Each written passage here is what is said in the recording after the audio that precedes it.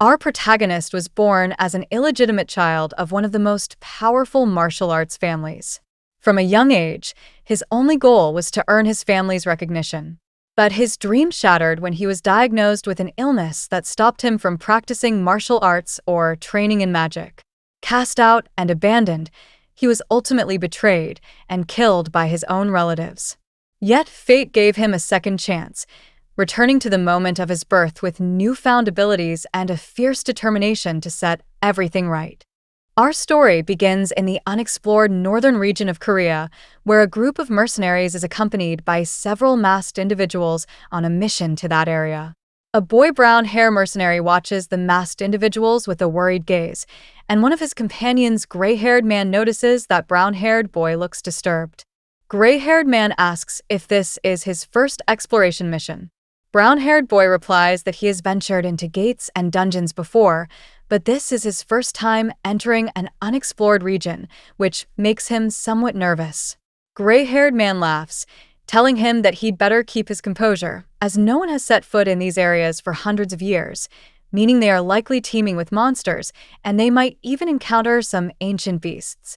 Brown-haired boy responds by saying that despite this, they can rely on their expedition leader, especially since he belongs to the prestigious Lee family and is the patriarch's brother, which means his strength must be formidable. At that moment, gray-haired man's expression changes, and he glances at the leader with a smirk, questioning whether he is truly referring to that man. Gray-haired man then explains that the leader is nothing more than an illegitimate son who was cast out of the clan for his weakness. Finally, the expedition leader is revealed. He is the 9th illegitimate son of the Lee family and the MC of our story, Lee Cheol.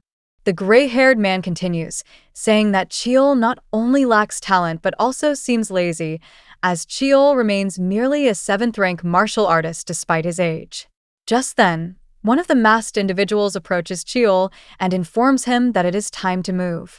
Cheol looks at him for a moment without saying a word, then gives a brief nod before standing up to follow them. It is later revealed that these masked individuals belong to the Shadow Sword Squad, directly serving the patriarch of the prestigious Lee family. Their mission is supposedly to protect Cheol, yet Cheol does not feel reassured, as Cheol harbors suspicions that something about this mission is off. We then told about our MC's past, which was not always so grim. As a child, Cheol was filled with dreams and ambitions to prove himself within the great family he was born into as an illegitimate son. His hopes soared when he was chosen by the highest-ranking weapon during the family's steel ceremony. At that moment, Cheol believed that if he continued to work hard and give it his all, the day might come when he would earn everyone's recognition. However, things did not go as Cheol had expected. He was later diagnosed with a strange illness that afflicted his mana pathways, and the shock came when the doctor informed him that Cheol would never be able to learn magic, nor would martial arts be stable if Cheol attempted to practice them under such circumstances. Reaching the 9th rank would be nothing short of a miracle. Cheol's father was deeply saddened when the butler delivered this news to him. When the family members learned of it, they dismissed what happened during the steel ceremony as a mere mistake or coincidence. Despite this, Cheol did not give up. He persevered and reached the 7th rank by the age of 25, determined to prove the doctor wrong. Cheol was overjoyed with his achievement, even though all his siblings had reached the 7th rank at a much younger age. But Cheol's joy was short-lived as he was expelled from the clan when he turned 30. If it hadn't been for his eldest brother's intervention, Cheol would have left as a corpse. Cheol remained on the run for 10 whole years. During that time, chaos spread, the unexplored regions expanded, and monster raids grew in both number and severity. One day, as Cheol sat on the street like a beggar, a newspaper flew into his face, which Cheol caught by chance. His eyes welled up with tears as Cheol read it. He had just discovered that his father, the man who once reigned supreme in martial arts and was the patriarch of the esteemed Lee clan, had passed away. Cheol's shock only deepened when he heard someone addressing him as young master. Cheol looked up to find 2 members of the Shadow Sword Squad standing before him. Cheol tossed the newspaper aside and asked them sharply how they had found him, but they did not respond. Instead, one of them handed him an official decree addressed to him. Frustrated by their disregard for his question, Chil took the decree to examine it. Chil discovers that it is an assignment for an exploration mission in a specific area, but what strikes him as odd is that it bears the signature of Patriarch Gunsong. Chil is surprised, as Gunsong is his third brother, prompting him to wonder what happened to his eldest brother. His thoughts are interrupted by one of the Shadow Sword members, who informs him that departure is set for an hour from now. As the masked man turns to leave, Chil asks him to wait and inquiries about his eldest brother's fate, but receives no response. Realizing that the team members will not divulge any information on the matter, Chil tries to understand why he has been assigned such a mission, especially since he hasn't wielded a sword in 10 years and is merely a 7th-ranked martial artist. The masked man then turns to Chil, asking if he means to say that he is refusing the order. Chil knows well that refusal means death, so he replies that he will carry out the mission. The Shadow Sword members vanish instantly, as if they had disappeared. Chil grows even more furious over the lack of information and the mission he has been forced into. We return to the present, where Chil is walking with the masked individuals and the mercenaries toward their destination. Suddenly, a brown-haired mercenary stops, his face filled with astonishment upon noticing something unusual. Before him stands an abandoned building, surprisingly intact despite being in such an isolated region. One of the masked men informs Chil that they will be entering without hesitation. They pass through the gate and cautiously begin exploring the place. As soon as they step inside, they are stunned by the overwhelming number of skulls and skeletal remains, both human and beast alike. But what shocks them even more is the presence of an ancient beast's corpse. At that moment, one of the masked individuals orders his comrades to begin without hesitation. They swiftly charge at the mercenaries, and in an instant, they begin slaughtering them one by one. Chil and a gray-haired mercenary are left in utter shock at the scene unfolding before them. They scream, demanding to know what is happening. One of the masked men responds while attacking the gray-haired mercenary beside Chil, telling him that he should have realized from the start that Chil was doomed. The masked man adds that it is an honor to die for the will of the clan.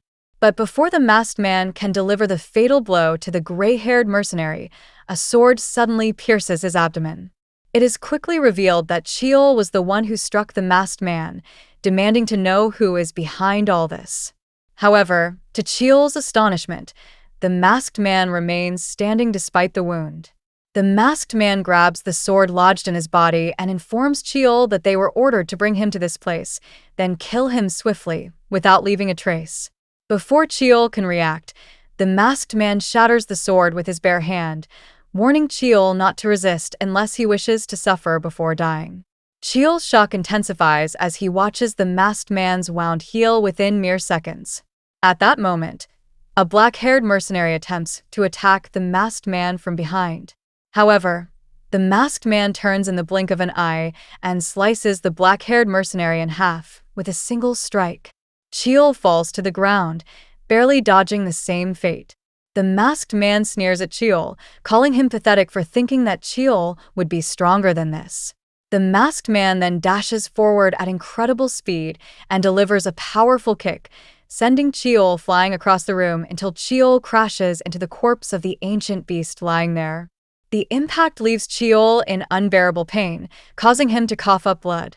Despite the agony, an overwhelming rage surges within him. Chil refuses to die like this.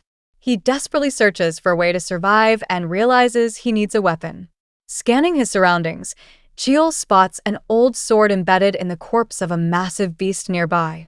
Without hesitation, Chil rushes toward it, thinking that even if it is old, a sword strong enough to kill such a formidable creature must surely still be usable. Chil pulls the sword, hoping it will be of use, but he is taken aback by what happens next and freezes in place. Before his eyes, the sword crumbles into dust and vanishes into the air. Chil is unable to comprehend why this is happening or how to react. The masked man approaches, remarking that he never expected a member of the Li clan to be this weak. Still, at the very least, Chil will die bearing such a great name, the masked man says before delivering the finishing blow. Cheol collapses to the ground, struck down by the masked man. Cheol wonders if this is truly how it all ends, after a life filled with nothing but hardship and endless running. Meanwhile, the sword continues to dissipate into nothingness as Cheol lingers on the edge of death. He thinks that if he were given another chance at life. As Cheol sinks into the abyss, he hears a voice asking whether this child is Yujung's son. The voice startles him. It belongs to his father. When he opens his eyes, Cheol sees his father asking the butler about Yujung's fate. The butler responds that when they found her, Yujung had already passed away. Cheol's confusion grows. Not only was his father supposed to be dead, but he also looks younger, and even the butler appears much younger as well. Cheol tries to reach out to call them, only to be shocked when he sees a small hand. Examining it further, he is utterly stunned to realize that it is his own hand. Cheol is overwhelmed, unable to grasp what is happening or how Cheol is still alive. He assumes that he must be witnessing his life flashing before his eyes before moving on to the afterlife. Just then, Cheol hears his father say, "Young will be a suitable name for him." Lee Jae-shin then instructs the butler to arrange for a servant and a few Shadow Force members to serve as the child's guards. Lee Jae-shin, Cheol's father, also orders that the boy be prepared to attend the steel selection ceremony alongside the 8th child. The butler acknowledges the order immediately, but he also expresses concern, pointing out that the child is still too young and unprepared, as is the 8th child, who is only a few months older. However, Lee Jae-shin, the leader of the Lee Marshall clan, dismisses the concern, stating that it does not matter. This response leaves Cheol even more shocked. He finally exhales when Cheol's father leaves the room, as his presence exuded an overwhelming aura of power and authority, even though it had been a long time since he had seen his father. Cheol begins to reflect again, wondering if this is truly real. Everything feels too tangible to be a mere recollection of memories, and the conversation that just took place actually happened. It was not just an illusion or an old memory. Yet, Cheol struggles to accept it, telling himself that this cannot be real. If it is, then it means Cheol has returned to his miserable past once again. Months pass following Cheol's return to the past, and the awaited day finally arrives within the esteemed Lee clan. It is the day of the steel selection ceremony, where the clan's children showcase their talents based on the weapons that choose them. Cheol's father had been chosen by many weapons, making him the greatest swordsman of his generation. Meanwhile, the swords had chosen Cheol's eldest brother, Tomas, who became renowned for his mastery of both magic and swordsmanship. Now it is Cheol's turn, and he feels immense pressure and anxiety about this event. But Cheol's thoughts are interrupted as his maid, Moongawa, enters the room with excitement, exclaiming that the young master is fully prepared. She notes with admiration that despite being in a new environment, the young master never cries and is an exceptionally mature and quiet child. Gawa then picks Cheol up in her arms and assures him with confidence that he will emerge from the ceremony with remarkable choices, paving the way for a bright future ahead. Cheol is deeply moved by her words. To him, Gawa was like a mother. Unfortunately, she had been forced to leave the estate due to the jealousy and malice of his older siblings. Gawa was the only one who had ever wept for Cheol's loneliness as a child and had stayed by his side until the very end. Determined not to let history repeat itself, Cheol makes a firm decision. He will protect Gawa no matter what it takes. At that moment, another maid enters the room, informing them that the preparations for the ceremony are complete and that they must leave immediately. At the same time, Lee Jae-shin is informed that the preparations are complete, meaning they can proceed now without delay. Lord Lee Jae-shin begins making his way to the ceremony site, followed by the children and their attendants. Upon their arrival at the vast ceremonial grounds, where a large crowd is gathered, attention is drawn to Cheol, who is regarded as the illegitimate son brought from the outside. Little is known about his origins or lineage, except that Cheol is the son of the clan leader, Lord Lee Jae-shin. A discussion arises among the clan elders regarding this matter. Present in the gathering are Lady Baekwaeun, the esteemed clan minister, Lord Lee Jae-hong, the eldest son of the clan, Lee Myung-jung, and the third son, Lee Gun-song. The eldest son, Myung-jung, expresses his surprise, stating that he does not recall any of them participating in the ceremony at such a young age. His younger brother, Gun-song, responds, admitting that he too finds the situation strange and unexpected. Gun-song wonders how this brother suddenly appeared among them, but is nonetheless curious to see what will happen. Patriarch Lee Jae-shin officially announces the commencement of the steel selection ceremony. Lee Jae-shin addresses one of the attendants, instructing her to bring the eighth child, Hwa, immediately to begin the ritual. The attendant steps forward, carrying the chosen girl, who is the eighth among the children selected for the ceremony that day. Lord Jae-shin retrieves a sharp knife from his pocket to begin the ritual. He then takes the hand of the young girl, Hwa, who is filled with bewilderment at what is happening. The child is taken aback when the patriarch Jae-shin makes a cut on her hand, causing her finger to bleed. Hwa bursts into tears from the shock and pain, but the ceremony continues. One of the most prestigious swords, the ivory blade, selects Hwa. This sword is considered an artistic masterpiece and had never responded to any previous generation. Lord Lee Jae-shin takes the sword and declares that from this moment on, the ivory sword belongs to Hwa. The attendants rejoice and congratulate Lady Baekwaeun on the occasion, considering the child a rare talent born into this esteemed family. Lady Baek smiles confidently and thanks them for their compliments and blessings. Following this, Lord Jae-shin announces that it is now time for Young's ritual. Upon hearing this name, the audience immediately realizes that it refers to the illegitimate child brought from the outside.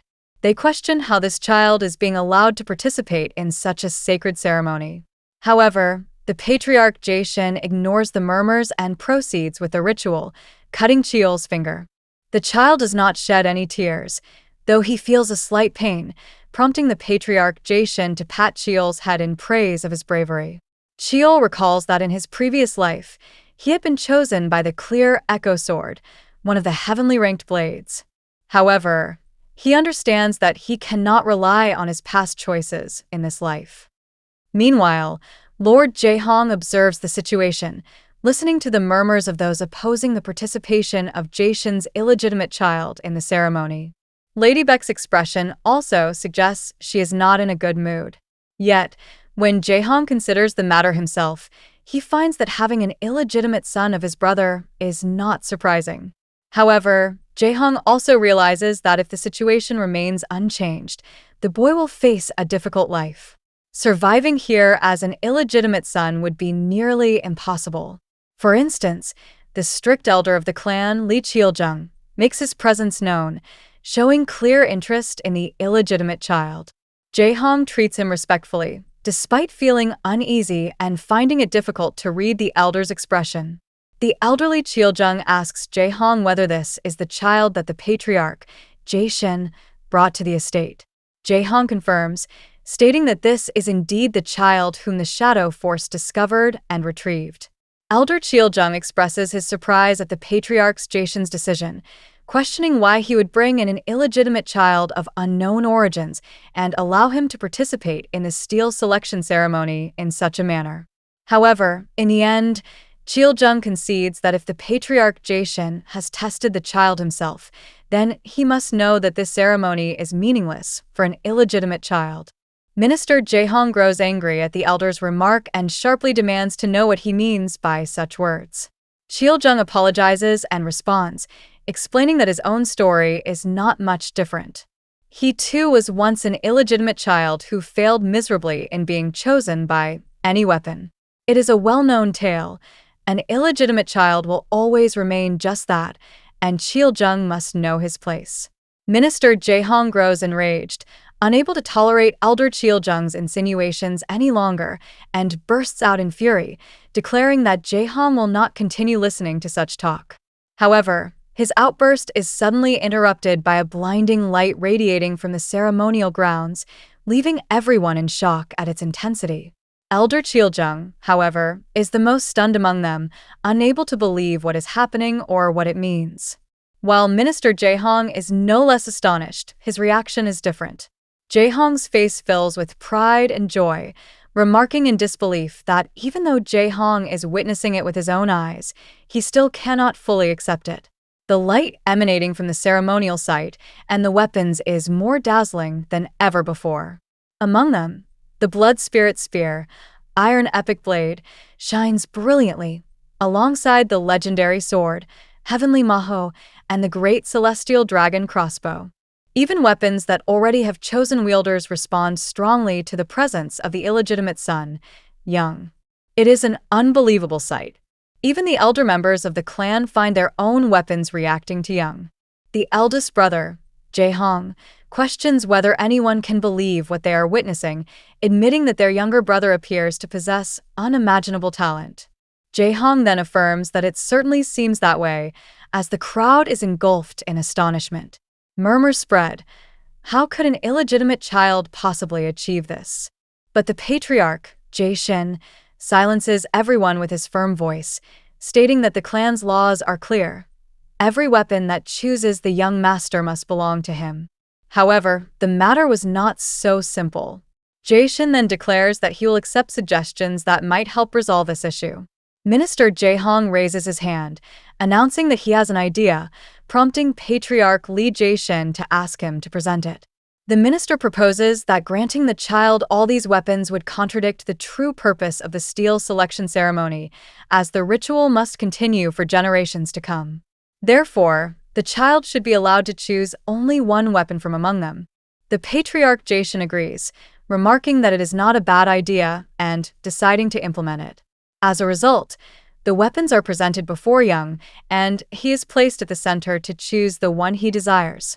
Cheol feels that this ceremony is entirely different from the steel selection Cheol experienced in his previous life. However, this works in his favor, as Cheol decides to seize the opportunity to gain the greatest advantage possible.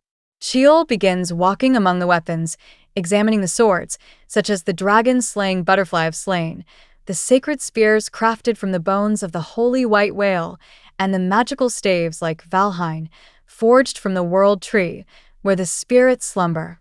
Cheol also passes by the celestial sword, said to have been created when the sun, moon, and stars aligned. But Cheol is searching for the greatest weapon of them all, and Cheol has already made his decision. Lee Jae-shin notices the direction in which his son, Young, is heading and realizes his destination. Cheol is moving toward the sword discovered by the clan's founder in the unexplored lands, a sword covered in dust, shrouded in mystery, with no one ever having been able to unlock its true power. This is the Black Twilight Sword, the weapon Cheol has chosen. Patriarch Lee Jae-shin ponders the known abilities of the sword, which do not justify its classification as a heavenly ranked weapon. Yet, it has been stored among the celestial weapons, perhaps because it serves as a symbol tied to the clan's founder. None of the clan's descendants or ancestors had ever been chosen by this sword. Still, Jae-shin is uncertain whether this is merely a random selection by a young child, or if there is a deeper significance behind it. Father Lee Jae-shin lifts Young in his arms, affirming that this is undoubtedly another divine intervention. The child, Young, had made his choice, and in turn, Young had been chosen by the sword of the great ancestor, the Black Twilight Sword. Thus, the steel selection ceremony came to an end. At that moment, Lady Beck commented that as an illegitimate son, Young would become a great nuisance to them. However, she would not hesitate to eliminate him if Young ever stood in her way. 9 years have passed since the day of the steel selection, and Young grew up within the Lee clan's palace. One morning, Young informed his caretaker that he would be heading for training in the afternoon. Gawa attempted to accompany him, but Young refused, assuring her that he could go on his own. Gawa remarked that the training ground seemed empty, questioning why he would go to train alone, especially since the first training area was not particularly large. Young replied that someone was waiting for him there. Suddenly, a loud scream interrupted their conversation. Gawa noted that it seemed someone was training in the 7th area. Indeed, a young black-haired trainee was present there with an instructor, warning her about the way the black-haired girl was gripping her sword, cautioning that she would end up injuring herself if she continued that way. That trainee was Li Hua, who was practicing swordsmanship. When Young and his caretaker, Gawa, arrived at the scene, they realized that the scream had come from Liwa. The caretaker, Gawa, advised Young to address her as his elder sister rather than calling her eighth or using any other title. Young muttered in protest, pointing out that the age difference between them was barely 5 months, so why should Young speak to her with excessive respect? They continued listening as the instructor gave Liwa advice, telling her to treat the sword as if it were an extension of her body and to grip it carefully to avoid injury. However, Liwa became furious at his remarks and yelled at him to stop bothering her with constant criticism, insisting that what truly mattered was fighting with the sword, regardless of how Wa held it.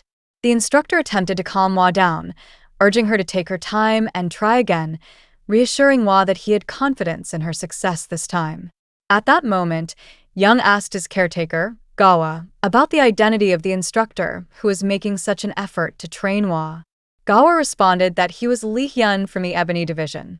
Young remarked that he seemed far too talented to be an instructor for a 9-year-old girl. His caretaker, Gawa, reacted emotionally, pointing out that a suitable instructor for his talent would be assigned soon as well.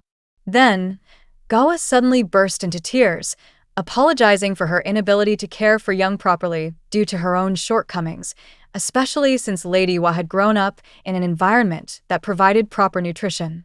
Young asked her to stop repeating such talk, assuring Gawa that he was grateful to her but had no need for trainers like those. Young explained that they had come to the clan because of its martial prowess, not for his sake personally. Moreover, Young revealed that he had already found the right people to learn from in the first training grounds, an exclusive training area. The space was filled with weapons that symbolized the prestige of the Li clan, renowned for its martial arts excellence. Young commented that the place felt more like a museum than a training ground, but Young knew there was a good reason for its existence. The reason was that this area stored ancient weapons, unlike the other training zones. Young looked around and spotted an old sword. Stepping forward to take it, Young considered that for now, he could use it solely for training. As Young began practicing, he reflected on the sudden changes that had taken place since Young returned 9 years into the past. However, what astonished him the most among them all was Young's strange new ability, the power to read the memories stored within weapons. Young focused on the memories within the sword, allowing him to reinforce his fundamentals as they formed the very basis of advanced techniques. Young started executing the movements he saw in the sword's memories, enabling him to learn and train more effectively than any instructor could teach. The older and more prestigious a weapon was, and the stronger the bond between it and its wielder, the clearer Young could perceive its memories. After years of training, Young successfully mastered the 7-star sword technique, having been able to read most of the memories from the weapons stored here over the past 2 years. However, Young's concentration was suddenly interrupted when someone commented that it had been a long time since they last saw someone capable of mastering the 7-star sword. Turning around, Young found himself face to face with a clan minister, his uncle, Lord Jaehong, a 4th-rank warrior. Although Jaehong is not a direct descendant of the clan, his acknowledged skills earned him the rank of general. Moreover, he was one of the closest people to Young, both in this life and the previous one, always standing by Young's side. His uncle Jaehong spoke with pride, saying that he sees Young training every day and catches sight of him whenever Jaehong returns from his duties. He acknowledges the injustice Young feels due to his siblings' discrimination and favoritism against him, but encourages him to move past it and prove himself. Young replies that he is fine, but he is still a member of the esteemed Li clan. Young fully understands that recognition from the clan will only be earned through his swordsmanship skills. That is why Young has resolved to prove himself solely through his own strength. Jaehong feels a sense of pride in Young, yet at the same time, Jaehong is troubled by the reality that Young will always remain an illegitimate child, no matter what he achieves. Young's uncle Jaehong then informs him that the time is approaching for him to reach the age of eligibility for the naming ceremony. Jaehong then adds that though it might be late to ask this, Jaehong wondered if Young would accept him as his instructor until the ceremony arrives. However, Young's response surprises Jaehong when he outright refuses the offer. Jae-hong asks why and what makes Young unwilling to have him as a personal mentor. Young replies that he is aware of the rule prohibiting him from having a teacher before the naming ceremony, and Young does not wish to put his uncle Jae-hong in a difficult position. His uncle responds that his siblings do not care about such rules and break them all the time, training under renowned masters while following diets rich in nutrients. But Young answers that he believes rules should not be taken lightly, even if others disregard them. Moreover, as Young had stated before, he wants to prove himself on his own. Uncle Jae-hong is deeply moved. He never expected to hear such words from a child who had not yet turned 10. In fact, Young's gaze reminds him of his eldest brother, the clan leader. Jae-hong replies that it is now evident he will not be able to change Young's mind, noting that he is just as stubborn as his father and not easily persuaded. As such, regrettably, Jae-hong will be of no use to Young. This frustrates Jae-hong, but he still asks if there is anything he can do to help. Young realizes that this is the opportunity he had been waiting for. Young had hoped his uncle Jae-hong would ask this very question. Young tells him that he does indeed need a favor. Jae-hong, feeling excited, urges Young not to hesitate and to tell him what he needs right away. However, Jae-hong's excitement quickly turns into astonishment when Young requests permission to see what lies inside the secret vault. After that, Mr. Jae-hong gets into his car and heads toward a heavily guarded building. However, a security guard blocks Jae-hong's path, requesting him to stop for a moment. The security guard then asks for his identification and the reason for Jae-hong's visit to this particular place. Jae-hong responds by introducing himself as the general supervisor of Taehong, explaining that Jae-hong is here for the regular evaluation. Accompanying Jae-hong is the youngest son of the Marshall Lee family, Mr. Young, who is here as an observer to learn and gain experience. The security guard confirms Jae-hong's identity and then grants him entry as the gates open. The car proceeds inside. Young tries to act with childlike innocence to avoid suspicion, looking around in awe as if he were a fascinated child. Young continues to express amazement at the sheer size of the place, but Mr. Jae-hong notices his unusual reaction and asks if Young is truly that excited. Young enthusiastically affirms, explaining that this warehouse holds the family's greatest treasures. This convinces Young that once he reaches his destination, he will find what he is searching for, a legendary weapon and an ancient artifact unknown to most. For those who seek rare relics, this warehouse may contain items beyond their wildest expectations, as it is the armory of the Lee Marshall clan. At this point, Mr. Jae-hong explains that the lower floor houses weapons that have been sealed away for certain reasons. Young, in astonishment, asks if these weapons are at the level of monstrous entities that could consume their wielders. Mr. Jae-hong acknowledges Young's knowledge of such matters, but warns Young that recklessly using such a weapon could lead to both physical and mental destruction. When Jae-hong notices a hint of concern on Young's face, he asks if Young wishes to back out if he is afraid. However, Young firmly denies any fear. Mr. Jae-hong reassures Young, stating that there is no need for concern, since Young won't be able to enter such a dangerous place anyway. Jae-hong then informs Young that he will proceed to oversee matters and return shortly. Additionally, Jae-hong advises Young to take his time and explore the area at his leisure. Young bids him farewell as Jae-hong departs. The moment Young is left alone, he sighs, muttering that pretending to be an innocent child is no easy task. Young then uses the elevator to descend to the ground floor, a place known as the Weapons Tomb. It is where numerous great relics and weapons are sealed away. But Young's purpose here is to find a specific weapon, the Infinity Dagger, also known as Boundless. It may appear to be just a dagger, but when infused with magical energy, it transforms, allowing its wielder to alter its shape, length, weight, and all of its attributes at will. Before Young traveled back in time, the person who discovered this weapon was Lee Gunsong. Due to its overwhelming power and unconventional nature, Gunsong was granted the title of Man Ever-Changing, meaning the infinite variable. Young recalls that this very title was what enabled his third brother, Gunsong, to take leadership of the clan instead of the eldest sibling. Later, Gunsong tracked him down and eliminated Young to remove any potential threat. However, this is all Young knows up to this point. To prevent history from repeating itself, Young has only one option. Though the search will take time, Young has no choice but to inspect these weapons one by one, striving to obtain Boundless before his brother, Gunsong, can find it. Thus, Young devotes his time to searching for the Infinity Dagger.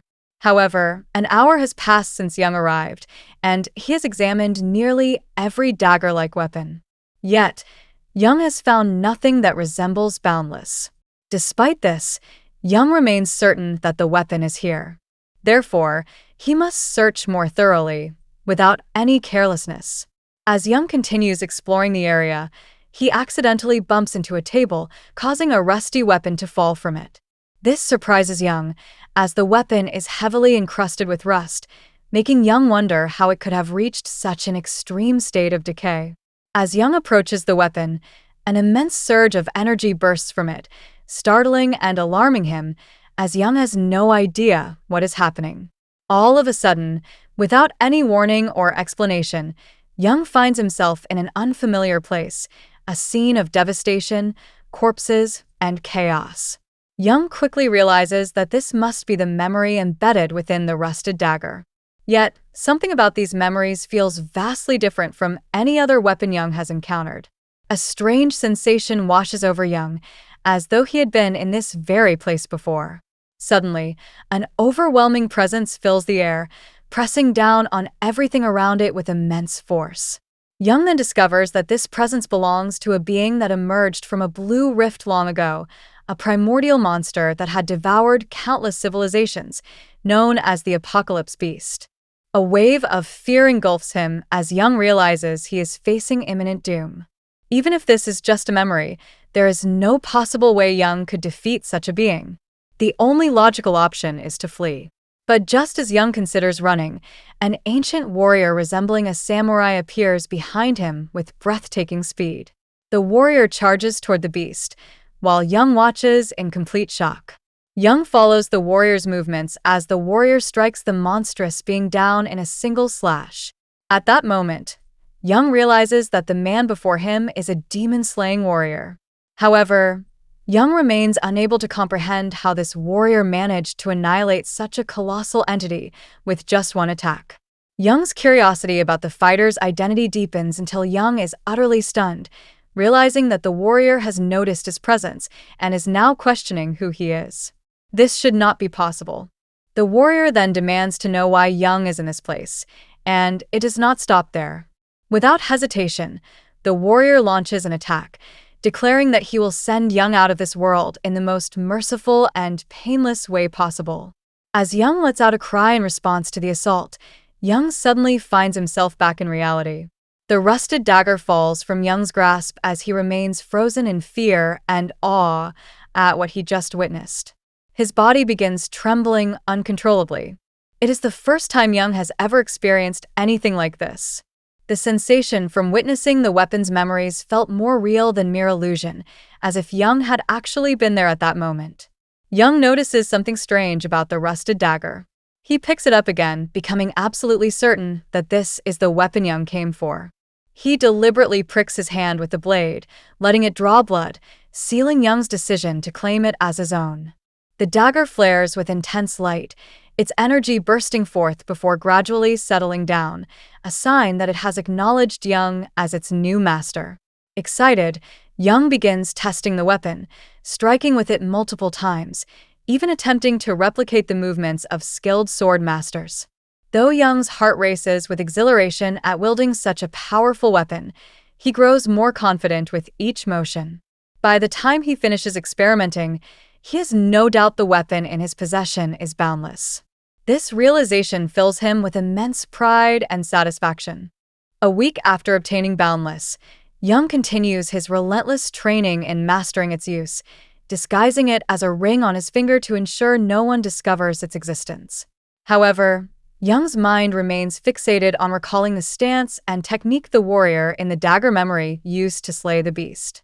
Yet, Young's understanding of it remains limited.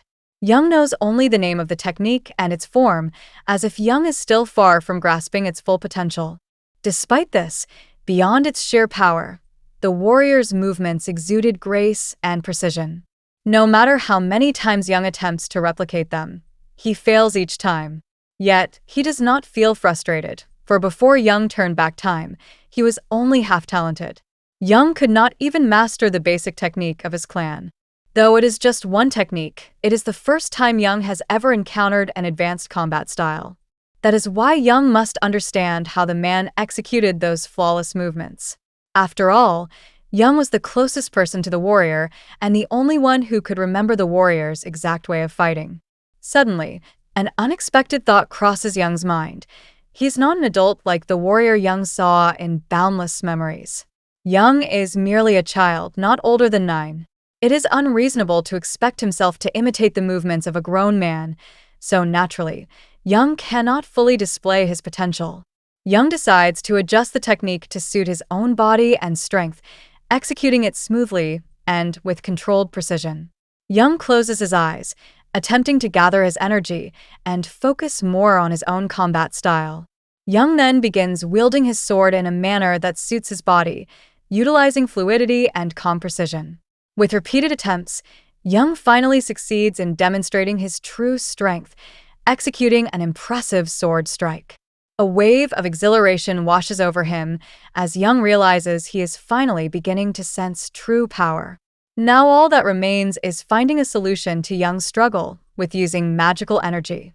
Despite Young's repeated attempts to apply the magical energy circulation technique he learned long ago, it never seems to work for him.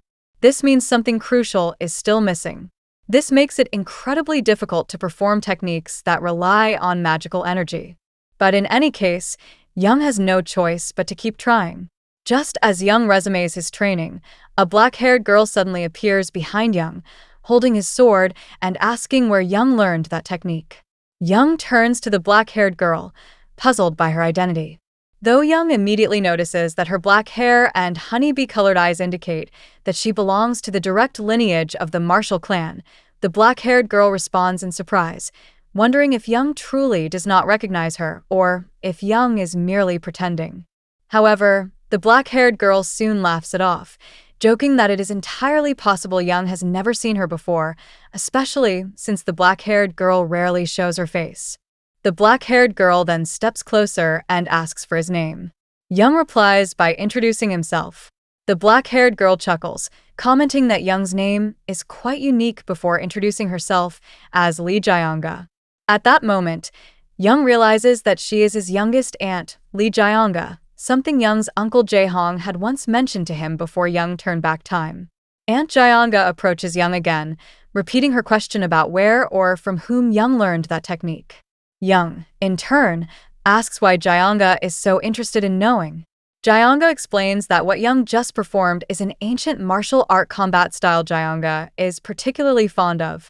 Jaeanga then elaborates that in this historical period, powerful magical beasts are still active. Reaching into her pocket, Jaeanga retrieves an old journal or book and hands it to Young, saying it is a gift from her. Young is taken aback by the gesture, but accepts it nonetheless. He then asks Jaeanga about its contents. Jaeanga simply urges Young to open it and read. As Young flips through the pages, he realizes that it is a handwritten journal, though the handwriting is terrible. However, its content appears to discuss magical techniques. Not only that, but it also contains highly advanced combat knowledge that is difficult for Young to comprehend. This makes Young wonder if the rumors about his aunt were actually false. At that moment, Aunt Lee Jaeanga points to some of the writings, explaining that these ancient magical techniques are based on magical pathways. In the past, magic could only be used by channeling it through internal pathways. In the modern era, however, magic is stored within the heart before being utilized.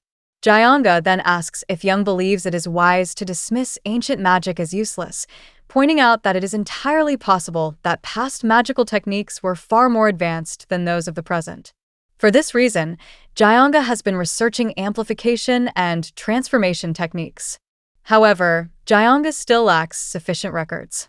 Young realizes that Jaeanga is referring to techniques similar to boundless magical abilities.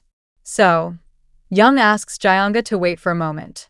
Young then turns back to his sword, contemplating how magical energy spreads from its source throughout the body. Young soon notices that the energy does not return to its source, which means all Young has to do is circulate the magic solely through the magical pathways. This was the method Young previously failed to understand from the warrior in Boundless Memories. But now, to some extent, Young has reached a viable conclusion. Young confirms his success when he sees his strike become significantly stronger. Young is completely astonished as he witnesses firsthand the immense difference when using magical energy. Young's aunt, Lee Jae-anga, is equally shocked. She approaches Young and asks if Young fully understands what Young just accomplished and how Young managed to achieve it. Jae-anga then inquires whether this is truly the amplification technique and asks Young to explain how he was able to master it. Young avoids giving a direct answer and instead asks Jae-anga why he should reveal such information. Jae-anga responds by saying that Young managed to reach this level thanks to the notebook Jae-anga gave him. And besides, Jae-anga has dedicated her entire life to ancient martial arts. Jae-anga spent over 10 years searching for this combat style, even after being cast out of the family home. Jae-anga then offers Young a deal. If he tells her, she will do anything Young asks in return. Young replies that he has 3 conditions before answering Jae-anga. The first is that she must never speak about Young or anything related to him to anyone, no matter what, unless Young grants Jae-anga permission. She agrees immediately, but asks why Young is so secretive. Young explains that he dislikes people talking about him recklessly. Young then continues, stating that the second condition is that Jae-anga must never lie to Young again, so they can build mutual trust. Young assures her that if Jae-anga abides by this, he will tell her the truth as much as he can. Jae-anga agrees to this condition as well, then asks about Young's final request. Young takes a moment to think, then begins explaining the details of his last condition to his aunt, Jae-anga. A year after Young's encounter with his aunt Jae-anga, Young is training in the courtyard when his caretaker, Gawa, approaches with his aunt present. Young asks why Gawa has come to the training grounds. Gawa hands Young a sealed envelope, informing him that it arrived today. Young takes the envelope, appearing as though he had expected it, while his aunt Lee Jae-anga remains unaware of its contents. Upon opening it, Young discovers that it contains a summon detailing the instructions for the naming ceremony. However, Young quickly notices that the seal and signature do not belong to Young's father, but rather to Elder Myeong-jung, which surprises him. Young finds it strange, as Young had not heard any news about being assigned to a mission anytime soon. Young's aunt Lee Jae-anga becomes furious upon learning about the naming ceremony. Young, puzzled by Jae-anga's reaction, asks why Jae-anga is so upset. She tells Young that they have only just begun achieving some stability, and if Young attends the naming ceremony, Young will be bound to remain there. Jae-anga tries to convince Young not to go at all. However, Young understands why his aunt Jae-anga is taking such a stance. Young knows they had made an agreement between them and had been conducting research on magical arts together.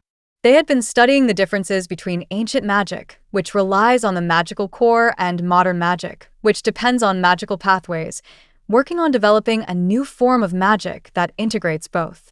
Their approach involved using the magical core to store and alter the properties of magical energy, while utilizing magical pathways to control and activate it efficiently.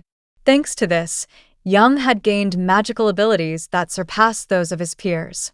But now, Young's aunt Jae-anga would undoubtedly keep pressuring Young not to attend. Still, Young knows that failing to appear at the ceremony would have severe consequences. So, Young tries to reason with Jae-anga, explaining that Young cannot avoid attending the naming ceremony. Young reassures Jae-anga that there is no need to worry. Although their research time will be slightly reduced, Young's training in magic and the restoration of ancient magical arts will continue as planned. Young's aunt Jae-anga then asks how Young intends to accomplish that, especially since Young's schedule during the naming ceremony will undoubtedly be packed with training. Young replies that he will train in modern magical techniques while simultaneously continuing his study of ancient magical arts, assuring Jae-anga that there is nothing to worry about. Thus, Young begins his special training for the naming ceremony, where instructor Jang Wook announces that they will start by enduring magical attacks for half an hour. Young notices that things have changed from the past, just as Young expected. Previously, as the ninth child, someone who had not even received basic training, Young should have been overwhelmed and collapsed instantly. But now, Young is capable of using magic to defend himself against those attacks. The instructor takes note of what Young is doing, realizing that Young is blocking all the attacks effortlessly, as if merely playing with them. What is even stranger is that Young is simultaneously observing the eighth trainee, evaluating her skills, and monitoring the effectiveness of her previous training under instructor Jang Wook. Considering that all of this is coming from an illegitimate child who has yet to turn 10, the situation is incredibly perplexing. At this point, even referring to Young as an illegitimate child feels like an insult, in light of the abilities Young possesses. Instructor Jang Wook reflected to himself, realizing that he needed to reconsider his perspective, especially since this training was not merely preparation for the naming ceremony, but a means to pass down all the knowledge they possessed to the young master. Finally, after an exhausting day of training, Young finishes his session and feels the need to rest. However, Young cannot stop thinking about how insane his clan must be for making a 10-year-old endure a barrage of electric shocks under the pretense of building resistance to magical attacks. What Young did not expect, however, was for the instructor to apologize for this evaluation method. Young also began to notice that the way others looked at Young had changed slightly compared to the past. In any case, Young needed to leave now and get some rest before the next training session. As Young prepares to leave, he notices Hwa suddenly attacking him, but he manages to block Hwa's strike. She tells Young that Hwa wants to talk to him before Young leaves. He responds by telling Hwa to be quick, as Young has no time to waste on Hwa, which makes Hwa furious. She warns Young about his words, reminding Young that she is the legitimate daughter, whereas Young is nothing more than an illegitimate child. Unbothered, Young turns away and walks off, saying Young has no time for her. Hwa's anger escalates, and she uses her magical power to attack Young, demanding that Young not ignore her while Hwa is speaking. Young notices Hwa resorting to magic, but effortlessly evades Hwa's attack again. Young stops Hwa by grabbing her by the collar, forcing Hwa to halt. Young then tells Hwa that she can go cry to Hwa's mother if she wants, but Hwa should stop bothering Young because he has no time for Hwa's nonsense. Frustrated, Young walks away, but Hwa suddenly starts speaking, telling Young that because of what Young did, along with the incident during the sword possession ceremony at the steel selection ritual, Hwa is now constantly being compared to Young. This has made things completely unfair for her. Hwa hardly sleeps, eats only small meals, and does nothing but train, while all Young had to do was be born with a great talent. Young responds by saying that blaming others for personal failures is undoubtedly convenient. As Hwa said herself, Young is just an illegitimate child. That means even having the luxury of shifting blame onto others is something Young does not have. If Hwa cannot sleep, then she should simply stay awake. If Hwa cannot keep up with Young because of her diet, then Hwa might as well stop eating altogether. And if Hwa holds a grudge against Young, she should do everything in her power to defeat Young. As for an apology for everything Young just said, Hwa should take it by force, because that is the way of their clan. Enraged, Hwa declares that she will surpass Young in the naming ceremony and make Young feel humiliated for his words. Hwa even claims that she will force Young to bow down and beg for her forgiveness as his elder sister. Young simply replies that he will be waiting to see if Hwa can make that happen. In the 7th training area designated for direct members of the family, Lady Baek Wan arrives. She orders the servants to leave, stating that she wishes to speak with her daughter, Hwa, in private. Upon entering the hall, Baek Wan finds Hwa training alone. Baek Wan calls out to Hwa and asks what she is doing there by herself. Realizing that her mother has arrived, Hwa turns to face her. Hwa responds that she was just training for a while. Lady Baek Wan asks if the rumors about Hwa being defeated by the illegitimate son are true. Hwa remains silent, prompting her mother to continue speaking, reminding Hwa that she had told her before, if she could not handle Young, Hwa needed to crush him. If Hwa was doing all of this to avoid punishment, Hwa could stop, as her mother no longer intends to punish Hwa anyway. Hwa responds, saying that she fully understands how her mother views her training, but Hwa is doing it because she wants to. She truly desires to defeat that person, not because she was ordered to, but because Hwa wants to achieve it on her own. Her mother asks if she has been influenced by that illegitimate son, Young, whose training has had no clear foundations so far. Lady Baekwaeun then reminds her that Hwa is from the main lineage of the Martial Lee clan, whereas Young is merely an illegitimate child, meaning they are entirely different. Naturally, overcoming Young should be expected, but it seems Hwa has been affected by Young, which explains her enthusiasm. After that, her mother hands Hwa a bottle containing a liquid, telling her that this is dreamlike trance, a deadly poison. Lady Baekwaeun then adds that if Hwa cannot surpass Young, Hwa has another option. She can eliminate Young. After all, this is the way of the Martial Lee clan. When it comes to achieving victory, meanwhile, at Young's residence, his caretaker, Gawa, reviews Young's weekly results and is visibly surprised. In particular, when Gawa reads the 14th week's report, she finds that Young has secured first place. Young asks Gawa's opinion, wondering if she feels relieved that her efforts with Young were not in vain.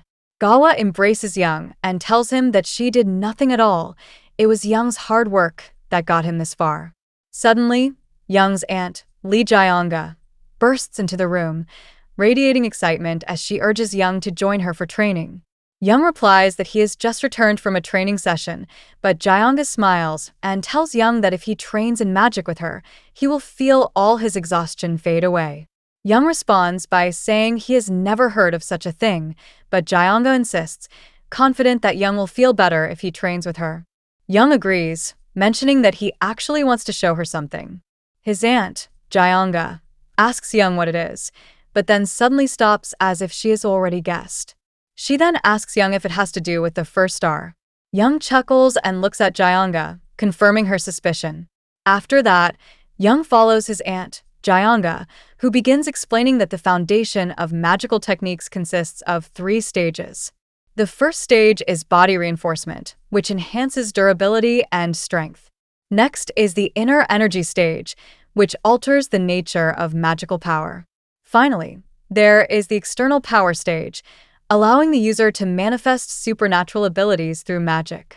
However, Jae-anga explains that the magic she wants to teach Young is different.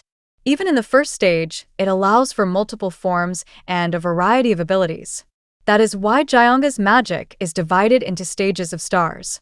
She then asks Young if he feels uncomfortable handling his magical energy circuit. Jae-anga had assumed it would take Young at least another year to get accustomed to it. Young replies that he understood everything while studying, but he nearly failed in controlling his magical energy. He had almost disrupted the balance between the energy source and its pathways. Young's aunt, Jae-anga, tells him that all he needs to do is allow the energy to flow naturally. Magical energy moves on its own, just like water, and in the end, their bodies are merely vessels that contain this power. Jae-anga encourages Young, expressing her confidence that he will eventually master it. Even if it takes time, Jae-anga has no doubt that Young will succeed. Jae-anga embraces him again, telling Young how lucky she is to be training with him.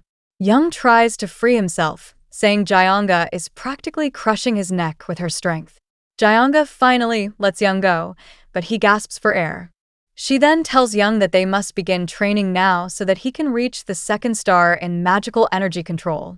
Jae-anga asks him if he knows that the first star he has achieved now is different from an ordinary star. Young replies that he is already aware of that. His aunt, Jae-anga, then asks him what skill he believes he excels at the most. Young takes a moment to think, then answers that swordsmanship is likely his greatest strength. His aunt, Jae-anga, responds in shock, saying that she does not believe swordsmanship is Young's greatest strength. Young is surprised by Jae-anga's statement, insisting that she has seen him use sword techniques. She clarifies that while Young is indeed skilled in swordsmanship, she sees a talent in him that surpasses even that. Young's greatest ability is his mastery of magic. His magical capabilities are beyond comprehension, far superior to any other skill Young possesses, to the extent that any other talent pales in comparison. Jae-anga adds that she has personally tried training others in the magic she developed, but no one has ever accomplished what he has. Young is astonished by Jyanga's words, especially since before he turned back time, he was constantly criticized for his magical abilities. Young's aunt, Jyanga, continues, saying that for someone like him, attaining the second star should not be a challenge. If Young succeeds, then the naming ceremony will be incredibly easy for him. From now on, Jyanga will be teaching Young real techniques, so he needs to pay close attention and focus in order to progress quickly. Young assures Jyanga that he will follow her instructions exactly, but he also wants to know what the object beside her is. His aunt, Jyanga, laughs, explaining that it will be used in their training. Then, without warning, Jyanga hurls something at Young with great speed and force, scratching Young's face. Jyanga tells him that these are iron spheres. She emphasizes that Young must be able to release magical energy while in motion. After all, any magical technique that is performed while standing still is nothing more than dead magic. Now it is time to begin training for the naming ceremony.